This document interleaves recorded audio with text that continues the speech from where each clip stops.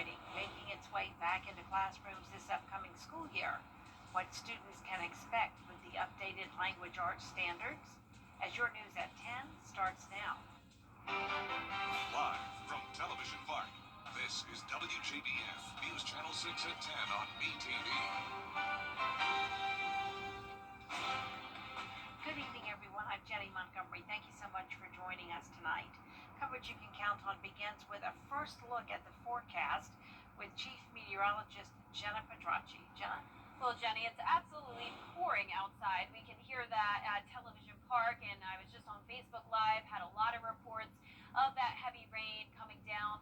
Hail the size of a quarter in parts of North Augusta and Belvedere, and a lot of frequent lightning. So that's the main issue right now is all of this lightning. These are very electrical storms tonight, and it's because of the heat and humidity we had today helping to fuel them.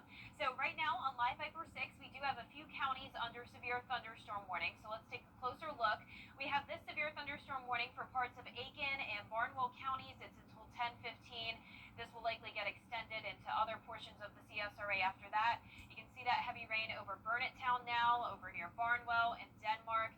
Bamberg and Allendale counties under that warning until 10:30. We also have special weather statements for where we're located here at Television Park. That's where we're seeing the heavy rain, and near Grovetown as well, Martinez, North Augusta. The special weather statements means that this is not a severe storm, but it is a strong one with gusts up to 50 miles per hour. Now, we do have a lot of power outages just to the northeast of us, 32,000 up near Columbia, 7,000 just outside of Aiken County. And in the CSRA, we are seeing a couple thousand power outages now in our hardest hit counties. Now, this will continue to move into the CSRA. We're watching a lot more rain and thunderstorms out to the west of us, and we'll keep you updated over the next few hours. We have that severe thunderstorm watch in effect for all counties until midnight for the possibility of 75-mile-per-hour wind gusts, ping-pong-sized hail, and that frequent lightning. I'll time it out on the Futurecast coming up, and back to you, Jenny. All right, Jenna, we do appreciate it. What can you expect on your next power bill in this heat wave? Isabella Moody spoke to service technicians about ways to keep our bills down this summer. The heat is on, and keeping cool is a challenge that could be costly. Service technician Joseph Brantley tells us changing your filters monthly and getting yearly maintenance on your air conditioner is vital. He also recommends closing your blinds and doors to try and keep cold air inside of your home. Maintenance helps with the longevity of the unit itself. We clean out the outside unit, make sure it breathes and be nice and efficient for you. Also clean out that drain line, because during that summertime, like right now, it definitely clogs up a lot. Also important, don't overwork the unit. You can only expect it to lower the temperature in your home around 20 degrees. Just try to keep your bill low. Like I said, try not to have your temperature so low as it is.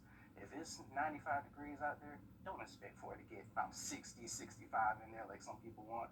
Try to keep it at a nice cool temperature, 75, 76. With the heat rising, power bills are also up. Diamond Miller's bill has increased $200. She lives in a townhouse, so her upstairs doesn't get much cool air, which means she turns her AC down. It's hard. Like, I'm out here working. I go to school, so, like, I'm trying to pay my bills, take care of my children, keep them cool during this hot summer. Another person we spoke to says he has seen a slight increase in his bills, but is trying to keep it lower as we head into even hotter days. I think over last month it was up like 60, 70 bucks, already. So pushing it up and, shutting off the rooms we're not using. I mean, because, it's going up high right now. A nonprofit group wants climate change and environmental justice in the Peach State. Interfaith Power and Light advocates for clean energy. Georgia schools are reintroducing cursive writing for the upcoming school year. Hannah McDonald spoke with the Literacy Center at the Hub about what this means for students. 3rd, 4th, and 5th grade students will learn cursive with a goal for them to be able to read and write in this style fluently. I think it has just wide-reaching impacts like wellness and well-being. The updated English language arts standard will start this upcoming school year. The executive director of Rise Augusta says with kids typing on a computer or an iPad in schools, they are not truly retaining information. When you write, you have to concentrate on the letters. Even when you get fluent with it, you have to think about it. It does something in your brain, and it makes you remember. It's just graders will be introduced to the new skill by learning how to read and write cursive.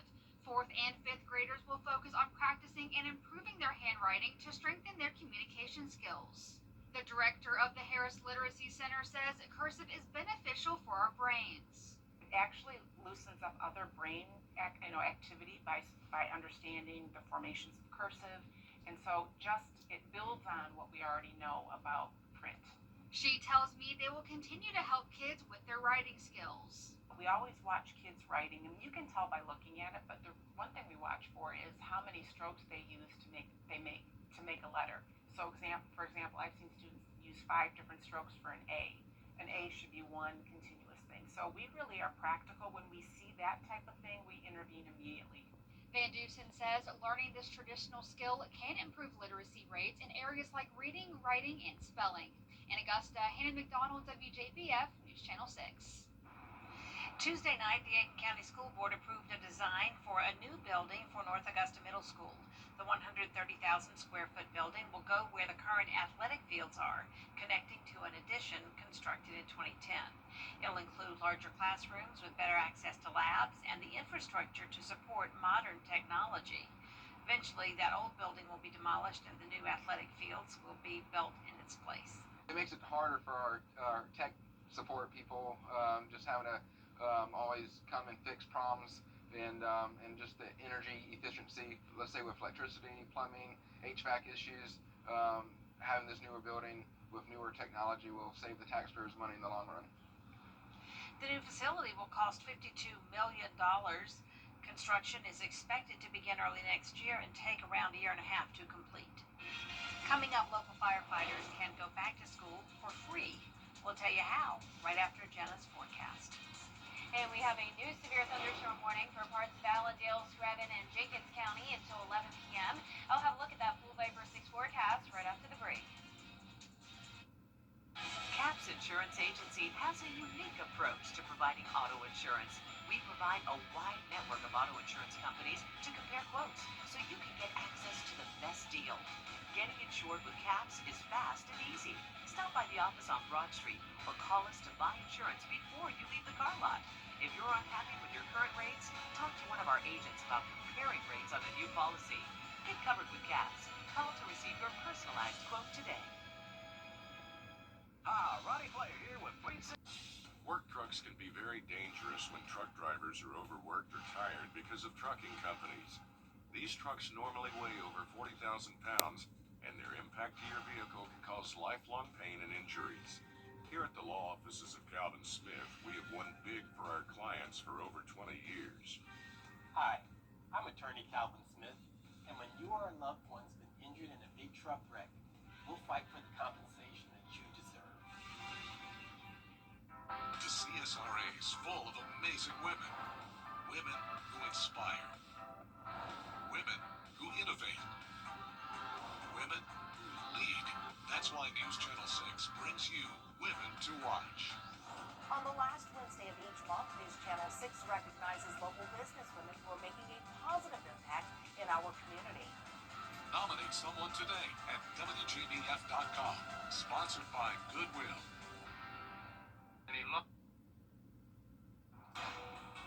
This is a WJBF Live Viper 6 alert. Welcome back. Here's the latest on Live Viper 6. We're seeing the heaviest rain over parts of Aiken County, now into Richmond and Columbia counties, and that stretches down towards the southeast into Barnwell and Bamberg. So it's primarily our South Carolina counties that have been dealing with the severe weather potential, but this is starting to move into Georgia. Let's take a closer look here at Barnwell County. That's definitely our hardest hit county at the moment, with a lot of frequent lightning, the heavy rain, and also the possibility of 60-mile-per-hour wind gusts and around quarter-sized hail. So this severe thunderstorm warning will last until 10:15. That'll soon expire, but likely get extended. We also have a severe thunderstorm warning now for parts of Columbia and Richmond County. This was a special weather statement just at the top of the show. It's now been upgraded to a severe thunderstorm warning, once again meaning the 60-mile-per-hour wind gusts and quarter-sized hail. Then down towards the south, more of the same. Burke County included, Scranton County, Allendale until 11 p.m. Now, these are overall pretty general thunderstorms, the 60-mile-per-hour wind gusts, the quarter-sized hail, but we have the possibility of them getting even stronger, possibly producing up to ping pong sized hail and wind gusts higher than 60 miles per hour. And we had up to quarter sized hail reported around Burnett Town and North Augusta. You can see that on our hail path tracker. It's likely that we had at least nickel sized hail in parts of Barnwell and Bamberg counties as well.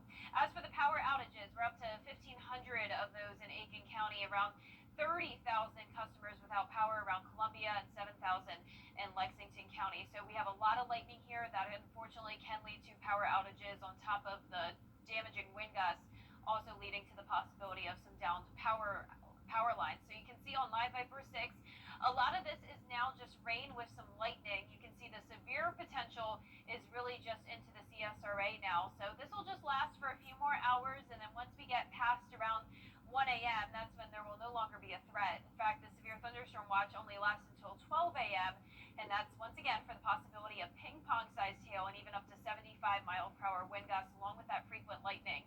It's soaked outside here at the station. This is our Terry Lambert Hyundai Skyview cam. We've seen the lightning and our camera shaking quite a bit over the last couple of hours. We're sitting at a warm 83 degrees, feeling like 86 with a northeast wind of 22 miles per hour.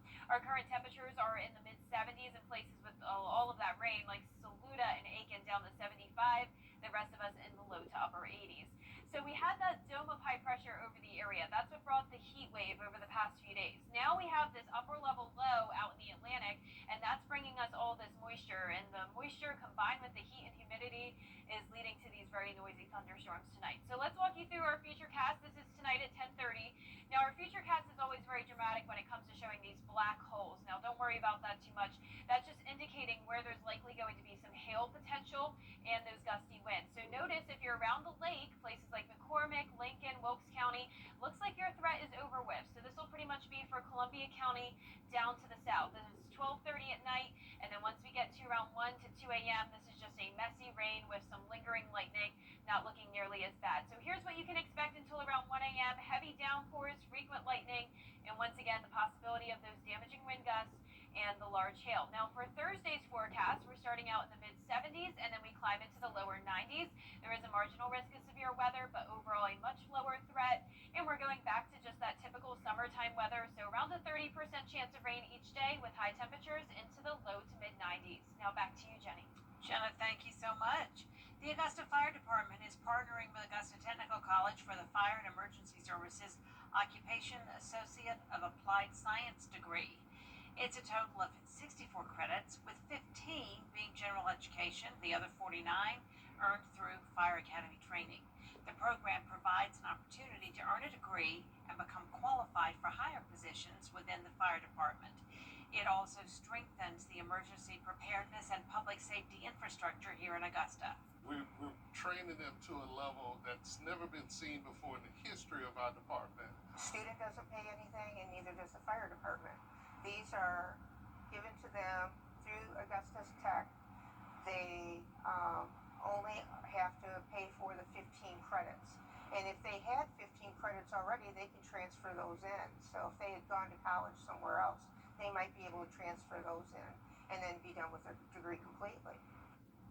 Courses for this degree start this fall. Currently, it's only for firefighters employed by the Augusta Fire Department. Coming up, a push against drilling in South Carolina. Why the governor is going against President Trump. Next. Escape the high payment. You and me, we're the best of friends, and we'll stay together till the end. For years, Freddie the Forecaster has been a true friend to our community. We're the best of friends. Enter to win your very own Freddie bobblehead today at WJBF.com. Sponsored by Alpha Insurance. Every day, ordinary people in the CSRA do extraordinary things to serve our community. Each month, News Channel 6 recognizes these outstanding volunteers with the Giving Your Best Award. Do you know an everyday hero who goes the extra mile to help others? Nominate them for the Giving Your Best Award by visiting WJBF.com and filling out the entry form. Sponsored by Science Co., Piedmont Augusta, Security Federal Bank, and News Channel 6.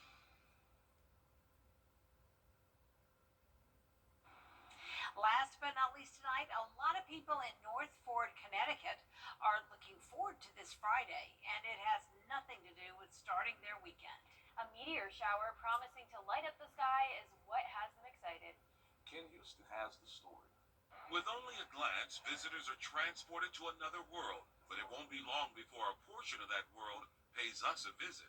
This is one where you're going to look up and you're just going to sort of look around and see. It's all throughout the sky. Erica's referring to the June Pudet meteor shower, a celestial event starting off as a comet about 3 miles in diameter, consisting of only ice and dust.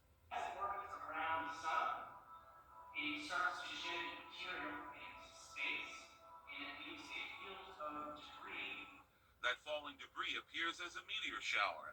The peak time for you to see it is this Saturday, no matter where you live, from midnight to sunrise. Several viewers have sent us some of their sightings. It can be green, they can be white, they can be orange. It depends on the composition and the speed and the temperature that it reaches in the atmosphere. Experts say some showers can be very active, while others simply fade into small particles before reaching the ground. In recent years, there have only been 1 or 2 per hour, but in 1998, there were over 100 per hour. A light show darting across the night sky like you've never seen. Right now, it's a great time to remember that we can go outside and look up and see our universe, and it's a wonderful natural distraction from everything that's going on right now. Really, a good distraction from everything happening on planet Earth for sure.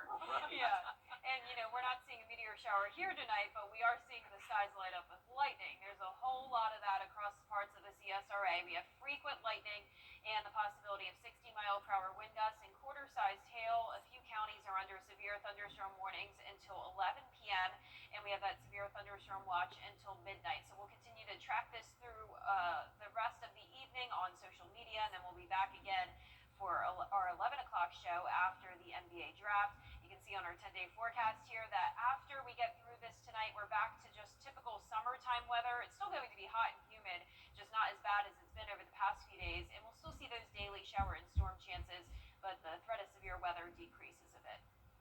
All right, thanks, Gemma, and thank you for watching. The news continues at the top of the hour or after the draft on News Channel 6 at 11. And Hogan's Heroes is next here on MeTV. Have a great night.